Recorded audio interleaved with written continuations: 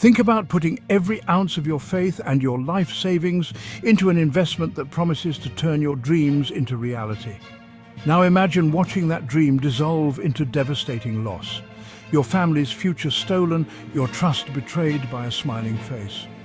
Today, we're going twice as deep into three of the largest Ponzi schemes in modern history. These are more than financial frauds, they're human catastrophes, toppling entire economies and leaving countless victims with nothing. Stay with me, because by the end we reveal a shocking twist that may forever change the way you view these criminals. Before we dive into our first case, don't forget that next week we're exploring the secretive world of the Yakuza, Japan's formidable mafia. We'll show you how they profit from gambling, protection rackets, and even global finance. Like, subscribe, and turn on those notifications so you don't miss it. Now, let's begin.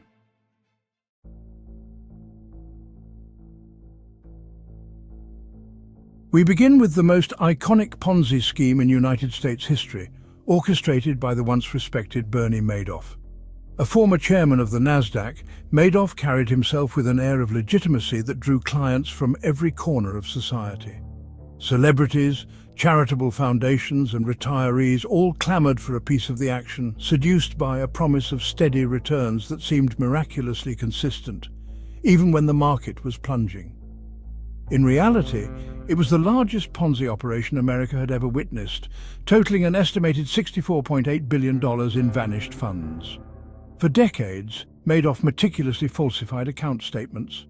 His investors saw balances that only existed on paper. He claimed to use a sophisticated split-strike conversion strategy, but he never actually placed those trades in the market. What he truly relied on was the endless inflow of new money from fresh investors. This illusion worked flawlessly because it played on human psychology. No one wanted to question a genius who appeared to have beaten the market year after year. Many clients even felt privileged to have access to Madoff's hedge fund, believing it was an exclusive club for the financially elite. The emotional toll was colossal. When the scheme collapsed in 2008, a wave of destruction hit investors who had trusted Madoff with their nest eggs. Longtime charities suddenly found themselves bankrupt, losing decades of donors' contributions in the blink of an eye.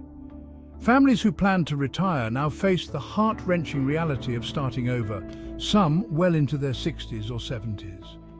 One of the most tragic outcomes was the suicide of Mark Madoff, Bernie's own son, who struggled to cope with the scandal's fallout. This heartbreak underscored how fraud of this magnitude is not a victimless crime. It rips families apart. In court, Madoff was handed a 150-year prison sentence. While this verdict was meant to serve as a stark warning for many of his victims, justice felt hollow. Entire life savings had vanished, and the sense of betrayal ran deeper than numbers on a balance sheet. Madoff's downfall also revealed glaring oversights by financial regulators who ignored years of red flags, prompting calls for stricter oversight. Yet even as Madoff languishes behind bars, the emotional scars and financial devastation he caused remain a constant reminder of how easily greed and charisma can destroy thousands of lives.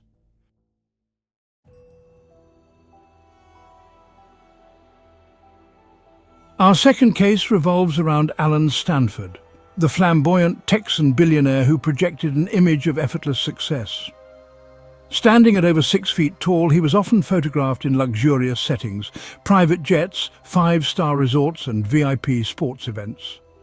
Operating from the sun-kissed island of Antigua, Stanford claimed his Stanford International Bank offered some of the safest, most rewarding certificates of deposit on the planet. In reality, he was orchestrating a multi-billion-dollar Ponzi scheme that reached across multiple continents, from the United States and Latin America to Europe and beyond. To lure investors, Stanford relied on the illusion of exclusivity and safety. He peppered his marketing materials with phrases like secure growth and stable returns, promising outrageously high interest rates that dwarfed those of traditional banks. Many of his clients were well-educated professionals, retirees, and even small business owners who believed they had found a haven for their money.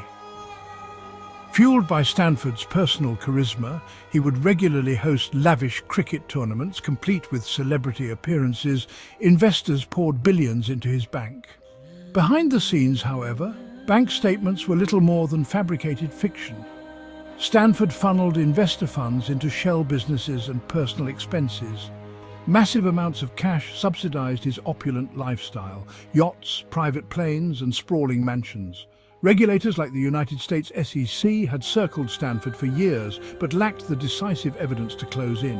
It was only when several whistleblowers came forward and key insider documents emerged that the full scale of Stanford's deception was laid bare. The collapse of the Stanford empire sent shockwaves through numerous communities. Families across Latin America in particular lost life savings they had diligently built for retirement or their children's education.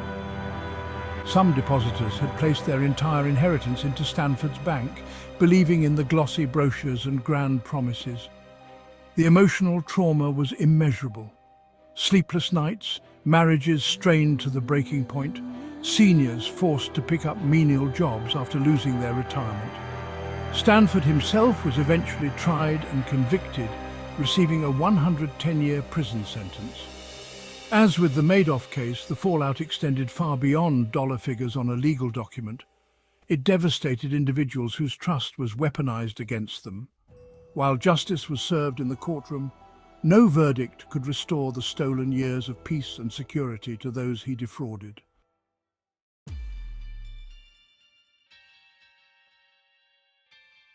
Our final case takes us to the turbulent landscape of post-Soviet Russia, where Sergei Mavrodi unleashed a Ponzi phenomenon so vast it nearly derailed the entire Russian economy.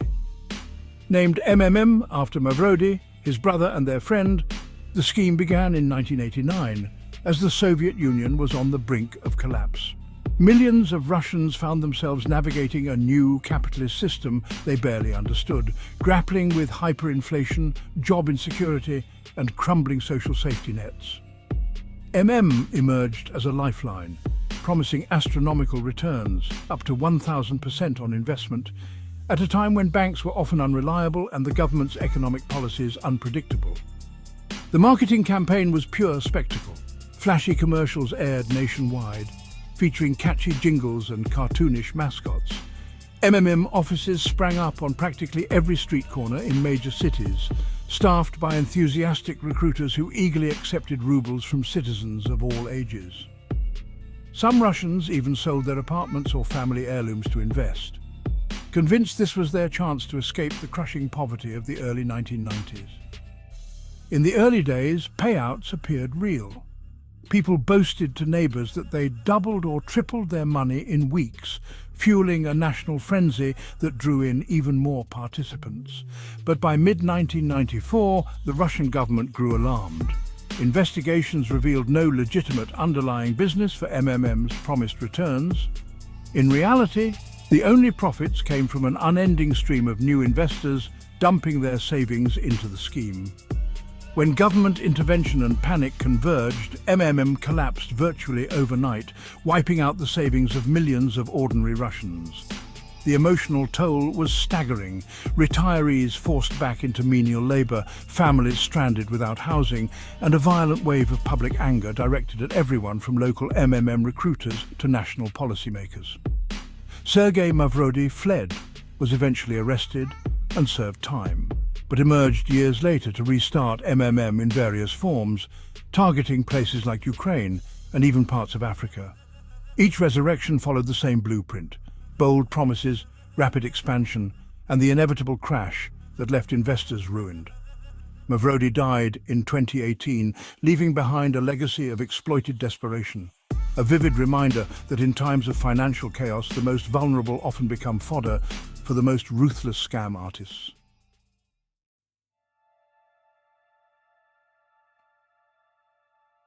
These three Ponzi schemes, Madoff, Stanford, and MMM, reveal a grim truth: no matter the country, culture, or economic system, greed finds a way.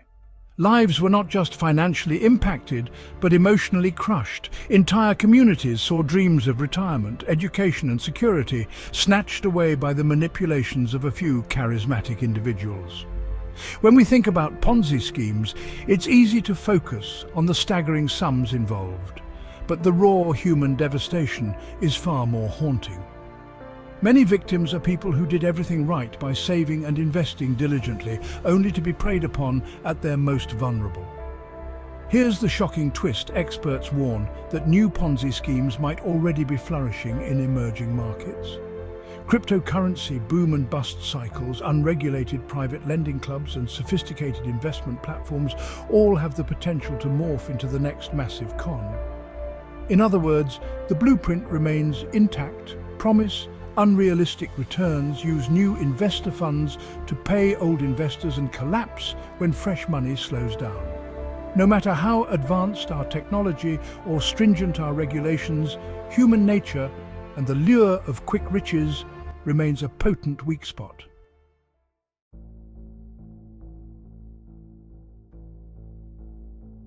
We've taken a deep dive into 3 colossal Ponzi schemes that destroyed lives and rattled entire economies.